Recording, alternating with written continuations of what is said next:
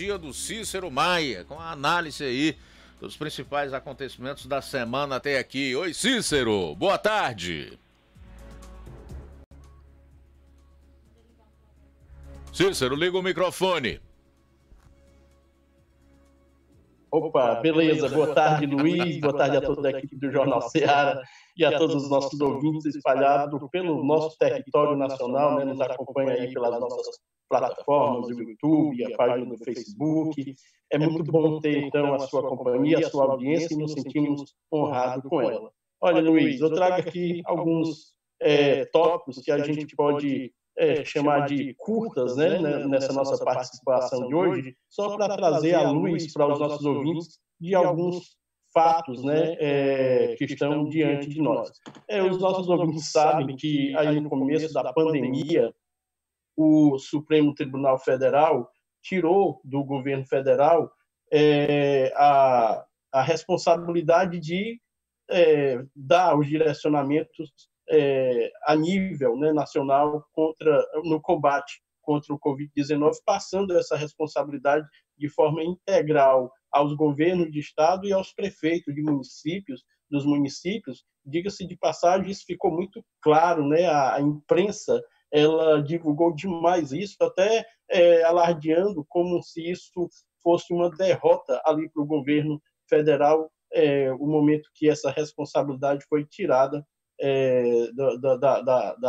das mãos do governo federal. Pois bem, daí, então, os governadores têm feito seus decretos renovados, reformulados, feito seus estudos, e a gente vem, então, nesses 4 meses já, sobre o efeito de decretos e mais decretos. Aqui no Ceará, ainda estamos, né, sobre a força do decreto e caminhando sobre aí as fases que o governo estabeleceu para que, então, houvesse a retomada do comércio, a retomada das atividades. Isso já vem acontecendo desde a semana passada, passando por fase 1, fase 2.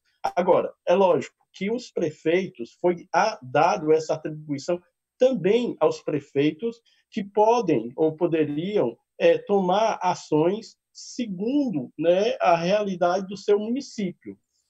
Mas o que aconteceu em quase todo o Brasil, com poucas exceções, é que os prefeitos ficaram à sombra do decreto do governo, se eximiram de responsabilidade e ficaram, então, caminhando ali pelo que o governo do Estado foi demandando que fosse feito.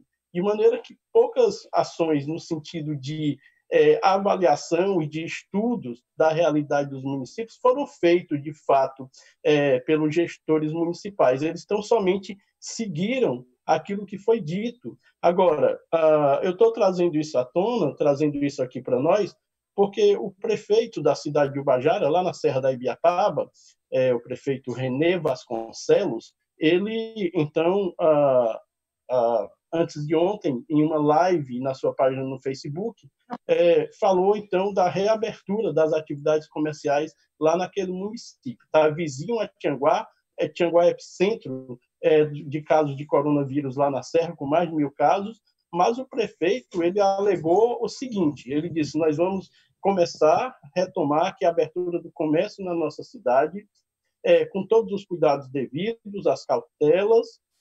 Se perceber que vai ter alguma alteração, a gente dá um passo atrás, mas, segundo o que o governador do estado falou, o que é que nós temos? Nós temos, então, vagas, né, sobrando na capital, onde pode ser recebido pacientes do interior, caso seja necessário. Então, o que o prefeito do município de Ubajara fez foi um estudo da sua própria realidade. E eu tenho defendido isso desde muito cedo, porque ninguém melhor para conhecer a realidade de um município do que o próprio prefeito.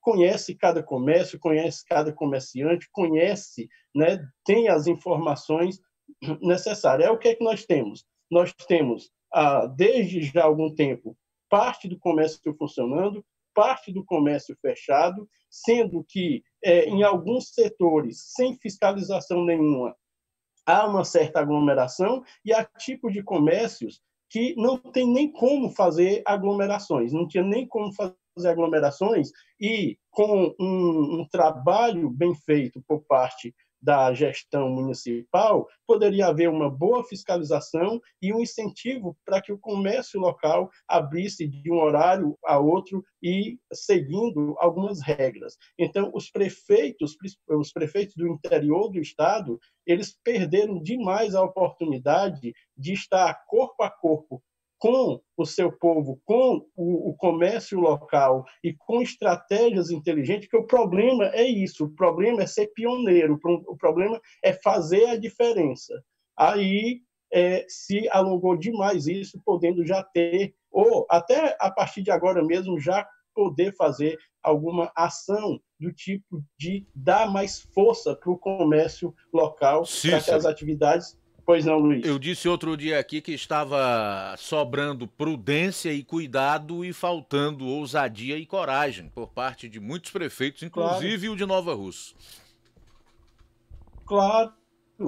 Os prefeitos conhecem a realidade do município, conhecem os comerciantes, dá para fazer um estudo, dá para ter ideia clara de quais são os riscos e do que pode ser feito, mas todo mundo ficou à sombra dos decretos do governador, jogando, inclusive, responsabilidade para o governador. Agora, em relação à morte... É mais fácil, né? Porque você não se compromete. Não se comprometendo, claro, você não assume ônus nenhum, responsabilidade nenhuma, né? Aí ficou difícil, né? Então, fora das barreiras sanitárias, alguma coisa a mais poderia ter sido feita no sentido de ajudar o comércio. Então, fica aí o nosso registro para que vamos esperar, e eu acredito que sim, essa ação do prefeito lá da cidade de Ubajara seja de exemplo aí para o restante da região e do estado. Olha, Luiz e ouvintes, a PGR, ela abriu, né, através ali do Augusto Aras, o procurador-geral, ele então abriu, no dia de hoje, né, nós tivemos a informação, apuração preliminar contra o general Augusto Heleno, após a carta crítica que ele fez ao STF. É aquela coisa ainda recorrente ali, da questão da demissão, da saída do ex-ministro Sérgio Moro, as acusações que fez, e aí, em meio a tudo aquilo ali, o PDT, representantes do PDT, entraram com ação no STF pedindo que fosse apreendido os aparelhos celulares do presidente da República, de um dos seus filhos, né, e havia mais pessoas ali envolvidas. Em meio àquele embate ali, o general Heleno, ele escreveu uma carta, né, uma carta aberta e criticando, então, e ele foi incisivo em algumas colocações, dizendo que isso poderia gerar até uma crise institucional e que isso não seria bom. E ali, naquele momento, a coisa ficou muito... a fervura aumentou demais, foi muito debatido exatamente o que ele queria dizer com aquilo. Foi compreendido que não era uma ameaça contra a democracia, mas, claro, né, era visto como um absurdo o aparelho celular do presidente da República ser ali confiscado segundo o pedido de um partido que continua, né, nessa sede, nessa ânsia de estar levando coisas para o STF, enchendo lá de processos, ao invés do STF estar trabalhando coisas que realmente precisam ser trabalhadas. Então, hoje, mais uma vez, o STF aparece como intocável e está aberto, então, aí essa apuração preliminar que pode aumentar o seu teor ou pode diminuir, mas se aumentar, vai gerar mais polêmica, mais coisas em torno aí dessa relação do judiciário com o governo, né? A coisa já não está muito boa, já não anda muito boa, e agora nós temos mais essa ação. Uma coisa inusitada que aconteceu a nível de televisão, caros ouvintes, Luiz Augusto, é que o programa hoje em dia, que é uma atração da Rede Bandeirantes, da Band, né, nas manhãs, de segunda a sexta-feira, apresentado, entre outros, pelo jornalista então é o Lacombe, né? E esse tem sido um programa que tem chamado muita atenção pelos debates e embates que têm acontecido ali. Agora, a emissora, então, fez uma intervenção, houve uma intervenção na programação, na grade de programação da Band, e hoje já não houve o programa, né? Já foi reprises que foram colocadas, e vai haver uma mudança nos apresentadores e também no formato do programa. A alegação é porque o programa tem tido pauta conservadora demais. E, de fato, o Lacombe tem, eu até já deveria ter feito uma notinha, né, de parabenizar, porque esse rapaz estava lá na Globo falando de futebol e a gente não sabia o potencial crítico político que ele tinha, e então, nesses últimos tempos, a gente tem conhecido mais disso dele, mas o programa de antes de ontem, onde o jornalista Alexandre Garcia também participou, parece que foi a gota d'água, porque conservador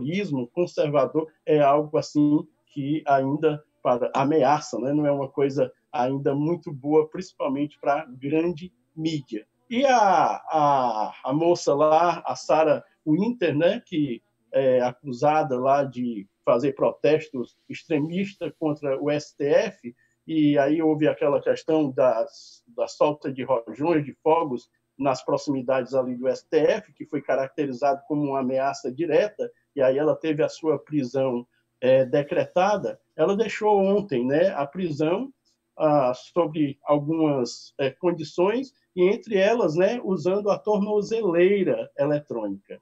Então, eu já disse que eu não sou um simpatizante da Sarah, não gosto muito do estilo dela, eu não gosto nada do estilo dela, mas é claro que aqui entra uma observação e, lógico, uma crítica, né? Tornozeleira, nesse instante você estava falando sobre um certo deputado federal aqui do Ceará, que aí fica até o questionamento quem realmente deveria usar tornozeleira por causar danos financeiros, né, prejuízos, corrupção à nação. Por mais que a gente concorde ou discorde da atitude, do jeito de agir dessa moça, nós não podemos entender por que uma tornozeleira seria necessário quando tantos outros bandidos imaginais estão aí à solta sem o uso desse aparelho. Esse aparelho é muito bem-vindo, de fato, mas deve ser colocado em quem, de fato, ameaça, né, a sociedade. E, por fim, Luiz... Pois não, Luiz? Enfim, nós vivemos um tempo de valores invertidos, né, meu caro Cícero Maia? Cada vez mais. Sim, com certeza. E cada vez isso fica mais claro diante de nós. E olha, Luiz, ontem aconteceu no Senado Federal uma votação importantíssima. Hoje eu acompanhei os noticiários, não se falava de uma outra coisa, e todos os comentaristas, todos os analistas, né, que trataram do assunto viram essa votação do Senado em relação ao marco legal do saneamento básico no Brasil como uma conquista, como algo importantíssimo, como algo que já está totalmente atrasado, que as ações já deveriam ter acontecido. Lembrando para os nossos ouvintes, uma população de 210 milhões, né, de habitantes, mais ou menos isso, tem quase a sua metade, 100 milhões de habitantes, que não tem acesso ao saneamento básico, e aí é uma situação muito delicada. Com essa votação que aprovou, né, esse marco legal, então haverá aí investimento de bilhões, né, ao longo de até o ano de 2033, portanto, 13 anos, do setor privado, o que se espera, então, que haja uma melhora em meio a essa demanda e essa defasagem no Brasil, e que a classe mais pobre possa, então, ter acesso a essa condição. Agora, o que chamou a atenção é que houve, então, senadores que votaram contra, né? E, logicamente, são todos eles de partido de esquerda, PDT, PSOL, o pessoal da Rede, do Rede, todo mundo lá votaram contra, inclusive o nosso querido, né, conterrâneo Cid Gomes, alegando muitas coisas, mas realmente, né, o que chama a atenção foram algumas fotos que circularam hoje da casa dos senadores, né? Todo mundo no luxo, no bem bom, piscina, todo mundo, e ali do lado, na periferia, o cidadão comum não tendo acesso Cícero, a nada em para relação a quem esse não serviço. sabe, a falta de esgotamento sanitário ou saneamento básico é a principal causa da grande maioria das doenças, né, que acometem especialmente Sim. os pobres, principalmente difteria ou disenteria, como é conhecido. Ou seja, esses partidos progressistas e políticos que integram essas mesmas siglas, além de representarem o atraso para o país, serem símbolo da corrupção, ainda querem a mais negra miséria e a doença para os mais pobres, né? Porque o país não tem condição de arcar com os custos do saneamento básico. Como você bem disse, metade da população não tem esgoto e água tratada em casa. E isso é um hospedeiro de tudo que é vetor e de doença, infelizmente. Exatamente. E, por fim, como parte positiva, mais uma coisa positiva em meio a essa conquista, é exatamente, né, o que vai gerar na economia, né?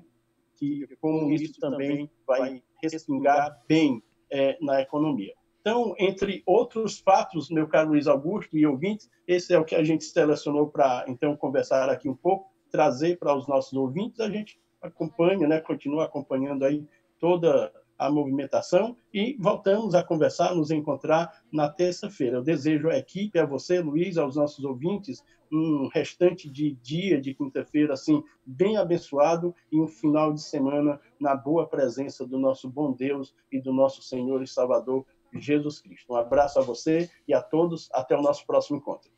Até, meu caro Cícero. Tudo de bom. Obrigado. Deus abençoe. Bom final de semana e até a próxima terça-feira. A gente volta.